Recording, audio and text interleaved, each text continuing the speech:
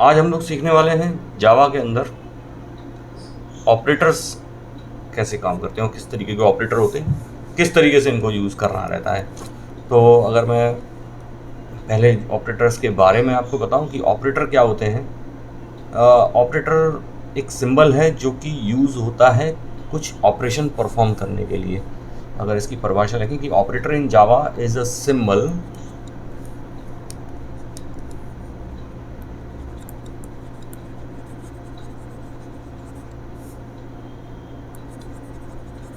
that is used to perform operation।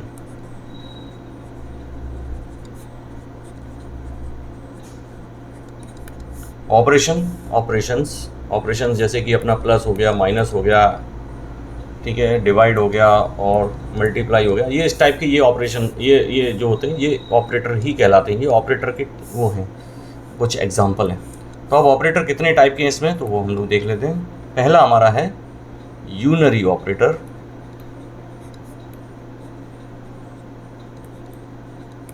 अब ये unary operator क्या है, मैं आपको इसके साथ ही साथ इसको बताता जाता हूं मैं आपको।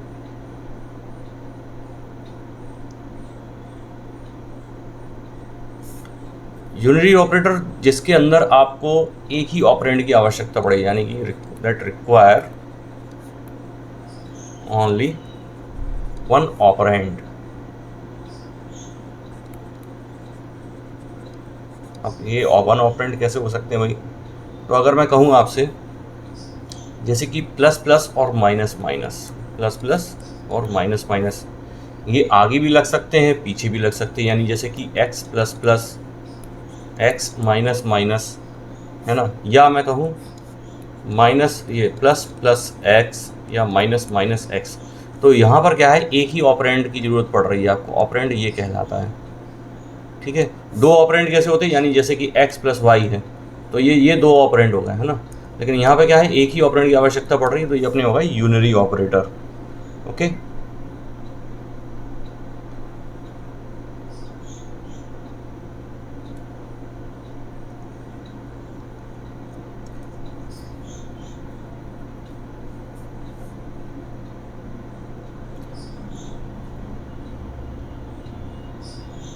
आगे देखते हैं।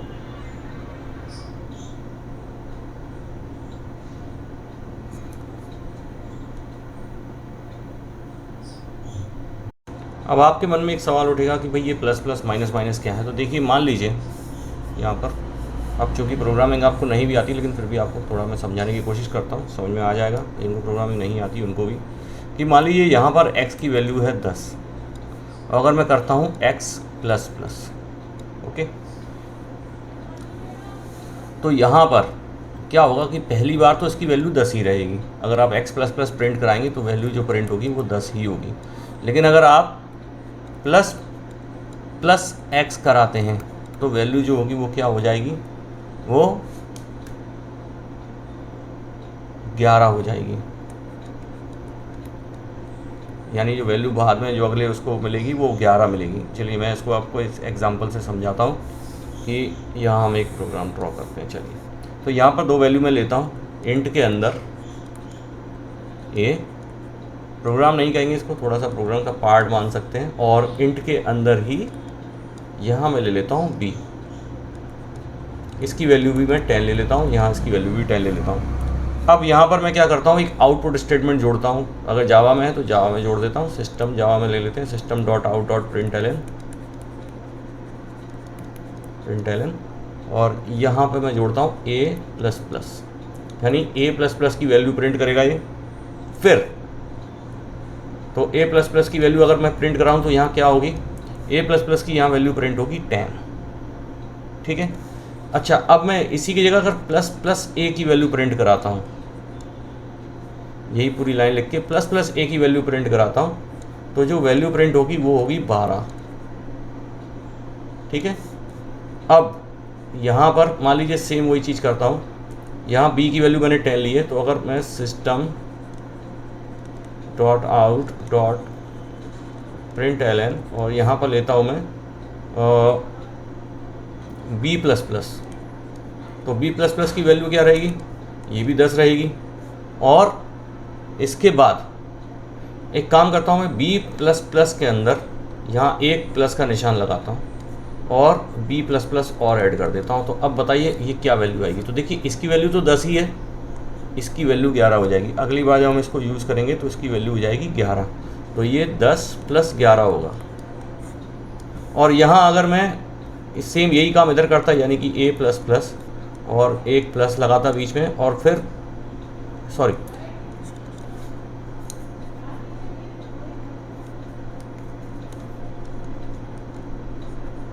से हटा देता हूँ। तो अगर मैं यहाँ पर a प्लस प्लस करता और फिर प्लस करके यहाँ पर प्लस प्लस a कर देता, तो जो वैल्यू प्रिंट होती वो क्या होती, यहाँ तो 10 ही होता है, प्लस इसके साथ यहाँ पर ऐड होता 12, तो जो प्रिंट होती वैल्यू वो होती 22। यहाँ क्या वैल्यू प्रिंट हो रही है, ये हो रही है 21। तो ये प्लस प्लस और प्लस प्लस मतलब ए प्लस प्लस और प्लस प्लस ए में ये डिफरेंस होता है। तो ये था हमारा यूनिरी ऑपरेटर जिसके अंदर एक ही ऑपरेंड की हमको ज़रूरत पड़े। अब हम देखते हैं अगला ऑपरेटर कौन सा है इसके अंदर। अगले हमारे हैं arithmetic operators, sorry unary operator के अंदर ही हम लोग पढ़ेंगे अरिथमेटिक ऑपरेटर्स।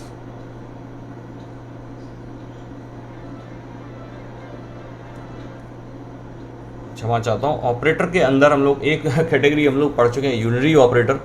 तो यही ऑपरेटर के बाद जो दूसरा जो हमारा ऑपरेटर आता है वो आता है हमारा अरिथमेटिक ऑपरेटर।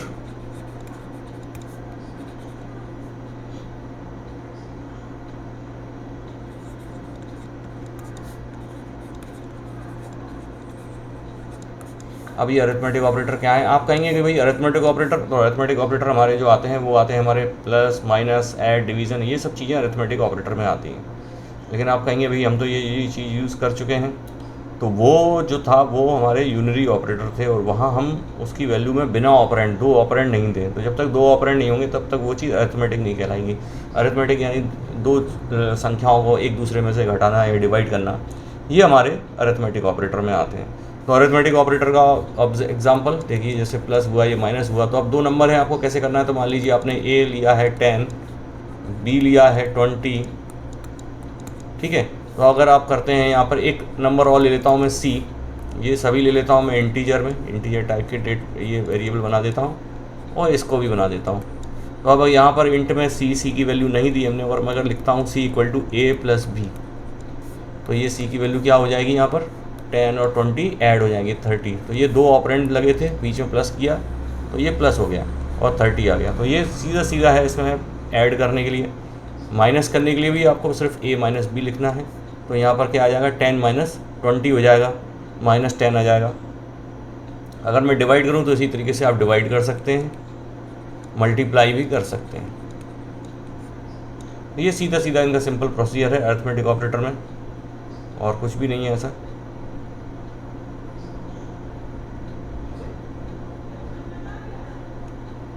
अगला जो ऑपरेटर है हमारा अरिथमेटिक ऑपरेटर के बाद, वो है हमारे shift operators.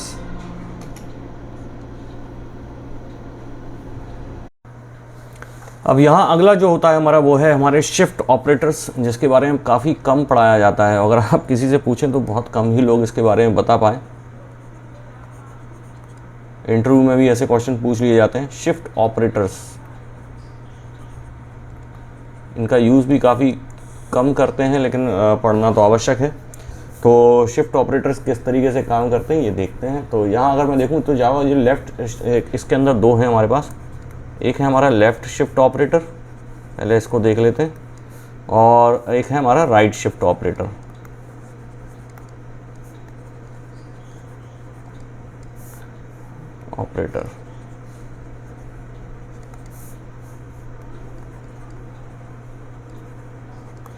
Left shift operator क्या करेगा, देखिए मान लीजिए मैंने यहाँ पर एक आउटपुट स्टेटमेंट में आपको लिख के दिखाता हूँ, system dot out dot println, और यहाँ मैं लिख रहा हूँ 10। ये देखिए, तो ये जो चीज़ है ये लेफ़्ट शिफ्ट ऑपरेटर है, और सेम चीज़ अगर मैं लिखूँ यहाँ पर ऐसे 10, तो ये राइट शिफ्ट ऑपरेटर है। यानी कि इस तरीके से लिखा जाए तो ये लेफ़्ट शिफ्ट है और ये है तो हमारा राइट शिफ्ट है। अब ये काम क्या करते हैं, चलिए पहले मैं ये बताता हूँ। तो ये जो काम करेगा वो ये करेगा कि एक वैल्यू है जिसके अंदर जितने भी बिट्स हैं उनको लेफ़्ट साइड में एक स्पेसिफिक नंबर ऑफ टाइम ये उसको शिफ्ट कर देगा। यानी कि अगर मैं इसकी बात करूं तो ये जो है इसको कन्वर्ट कर देगा आपका। ये इसको कैसे कैलकुलेट करेंगे ये मैं बता देता हूं आपको। तो यहाँ अपन लीजिए 10 और उसके बाद मल्टीप्लाई का निशान लगाइए, इसका मतलब ये होगा। और 2 की पावर देखिए आप कितनी है, तो 2 की पावर के बाद यहाँ पर जो नंबर है वो लगा दीजिए, सीधी बात ऐसा, ठीक है। तो ये अपना कितना हो गया 10 × 4, यानी कि ये हो जाएगा, इसकी वैल्यू हो जाएगी 40।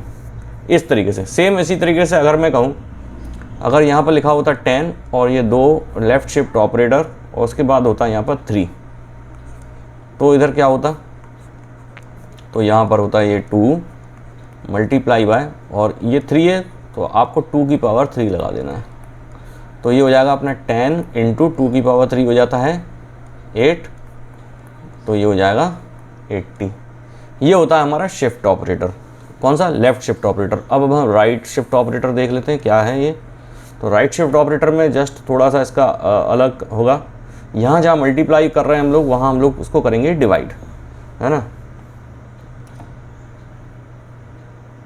अब इसमें क्या है, जो वैल्यू है उनको राइट साइड में शिफ्ट करता है। अब राइट साइड में कैसे शिफ्ट करता है इसको परिभाषा में मत जाइए। अब ये चीज़ देखिए कि मान लीजिए ये चीज़ है, तो ये कुछ इस तरीके से आपका वैल्यू कैलकुलेट होगी। तो 10 divided by 2 to the power 2,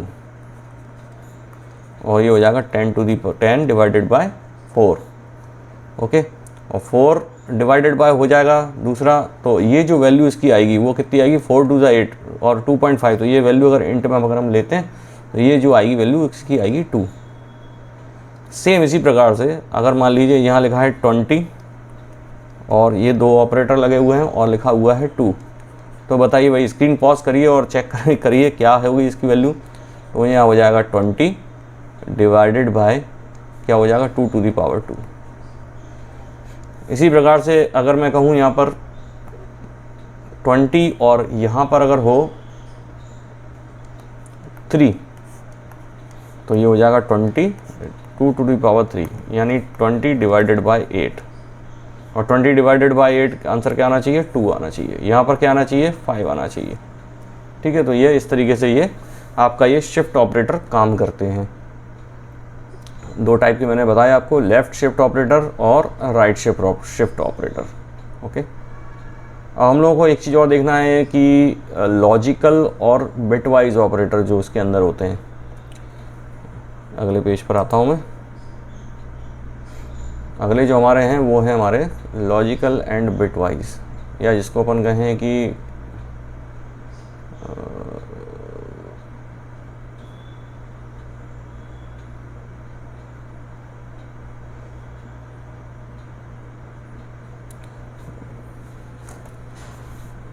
इसको अपन इस तरीके से समझ लेते हैं। तो यहाँ हम लोग लिखते हैं logical and operator, sorry,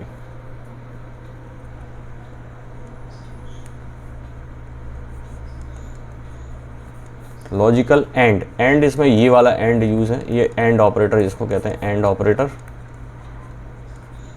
logic वाला एंड। और इसको कुछ इस तरीके से समझते हैं। अब बिटवाइज जो ऑपरेटर होते हैं और ये क्या करते हैं, दोनों कंडीशन देखते हैं, पहली कंडीशन ट्रू है या फॉल्स है। तो इसको अपन लोग एक एग्जांपल से समझते हैं। तो यहाँ मैं एक प्रोग्राम का एग्जांपल आपके सामने दे रहा हूँ।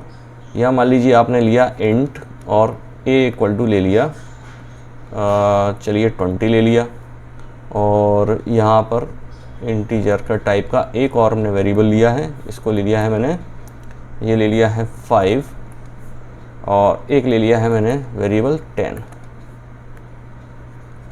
चलिए, तो अब यहाँ पर मैं एक चीज़ कराने वाला हूँ। यहाँ मैं एक आउटपुट स्टेटमेंट जोड़ देता हूँ, system.out.println, और यहाँ आप देखिए a is greater then b, a is greater then b, हाँ है कि नहीं? जी हाँ बिल्कुल है। चलिए अभी आगे देखते हैं क्या होता है। यहाँ पर लगाता हूँ मैं 2 एंड, और ये लगाता हूँ a is less then c, और इसे कर देता हूँ मैं बंद।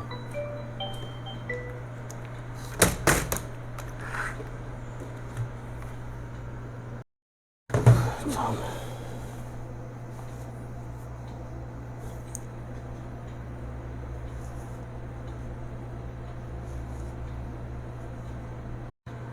तो यहाँ हम लोग पढ़ते हैं। अब देखिए इसका मतलब क्या निकलेगा, देखिए तो ये पहली कंडीशन है A is greater than B, तो भाई A is greater than B, yes ये बिल्कुल है। दूसरी कंडीशन है A is less than C, A is less than C, क्या ये है संभव, यानी कि ए की वैल्यू है 20, तो ये सी यानी कि 10 से छोटा है, जी नहीं, नहीं। तो इन दोनों में से एक वैल्यू सही हो रही है, यानी कि ये वाली, ये तो नहीं हो रही। तो ये जो रिटर्न करेगा वो रिटर्न क्या करेगा, वो रिटर्न करेगा फॉल्स, ठीक है, यानी कि ये चीज़ संभव नहीं है। एंड का मतलब है यानी कि आपके ये जो वैल्यू है और ये जो मतलब दो जो कंडीशन आप लगा रहे हैं ये दोनों चीज़ें सही होना चाहिए, नहीं तो ये सही नहीं मानेगा उसको, है ना। ये चीज़ होती है हमारी एंड ऑपरेटर है। इसी के साथ हम लोग देखते हैं और ऑपरेटर। और क्या करता है, और को हम कुछ इस तरीके से लिखते हैं, मान लीजिए इसकी जगह ये होता है system dot out dot, same इसी एग्जांपल को देखते हैं, प्रिंट एलन, और यहाँ मैं अगर ये कंडीशन दे देता A is greater than B, और दूसरी कंडीशन क्या है, A is less than C, ये दो कंडीशन हो गई, और इन दोनों के बीच में और लगा देता। तो और लगाने का तरीका क्या है, ये ऐसे दो डंडे आपको लगाना पड़ेंगे, सॉरी,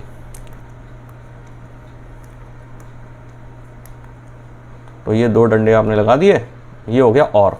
तो अब कंडीशन में क्या होता है, तो भाई A is greater than B, A is greater than B बिल्कुल है, तो ये सही हो जाती, यानी कि ये ट्रू हो जाती कंडीशन। और ए इज़ लेस देन सी, ए सी से लेस देन, ये फॉल्स हो रही थी कंडीशन। तो अब ये जो है इसका मतलब होता है और, यानी कि इन दोनों में से अगर एक भी कंडीशन सही है तो ये क्या रिटर्न करेगा, ये रिटर्न करेगा ट्रू।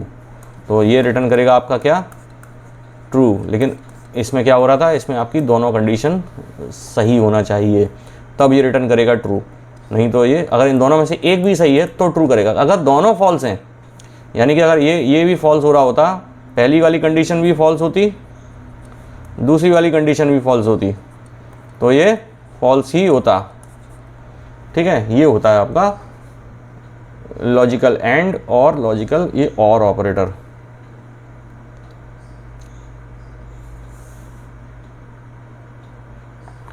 अगला एक ऑपरेटर और देखते हैं हम लोग, तो ये है हमारा टर्नरी ऑपरेटर। ये बहुत से ऐसी चीज़ें हैं जो कि मिस कर जाते हैं हम लोग, लेकिन पढ़ना आवश्यक है। तो ये टर्नरी ऑपरेटर क्या है, ये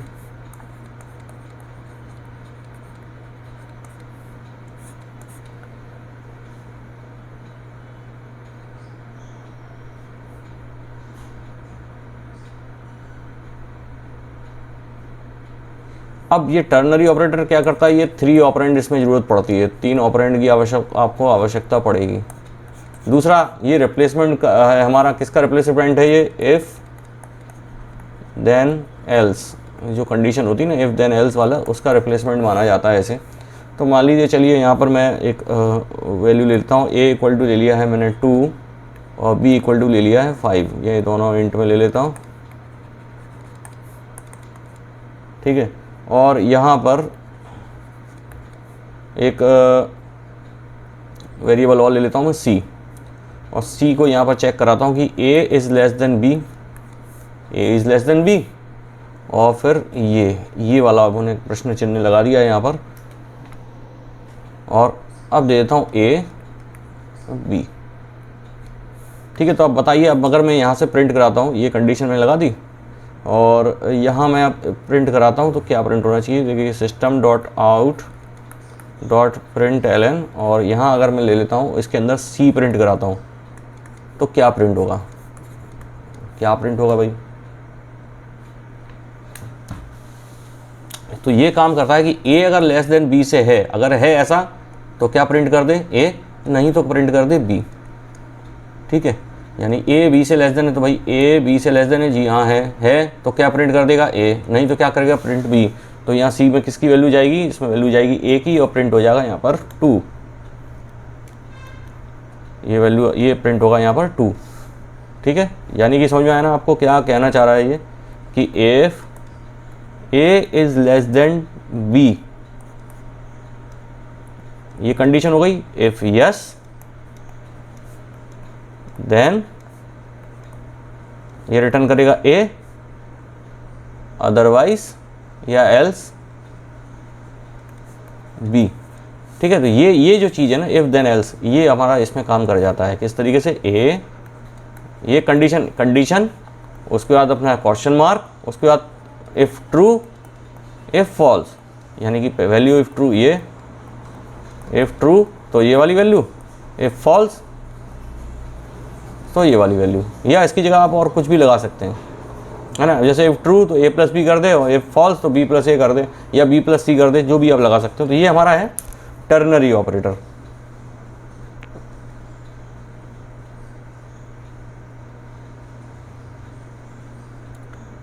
इसके बाद जो हमको पढ़ना है वो पढ़ने हैं कीवर्ड्स। तो अब कीवर्ड्स क्या हैं ये हम देखते हैं अगली वीडियो में। ये आप ऑपरेटर आपको शायद समझ में आ गए होंगे, आशा करता हूँ। ऐसी काफ़ी आसानी से और उसको मैंने समझाने की कोशिश की है उन्हीं लोगों को टारगेट करके कि जो लोग किसी कारण से स्कूल में जिन्होंने कंप्यूटर साइंस पढ़ा था लेकिन ठीक से समझ नहीं पाए, और कॉलेज में आ गए हैं, अब उनको पढ़ना पड़ रहा है, समझ में नहीं आ रहा है, तो वो आप अपना जो पूरा पिछला है वो जल्दी जल्दी रिवाइज़ कर सकते हो, एक मुख्य धारा में, एक मेन स्ट्रीम में आ सकते हैं, जिससे कि आपको आने वाली जो प्रोग्रामिंग है जो आपके कोर्स में चल रही है वो चीज़ समझ में आने लग जाए। तो अगली वीडियो में हम लोग देखेंगे कीवर्ड्स के बारे में। चलिए।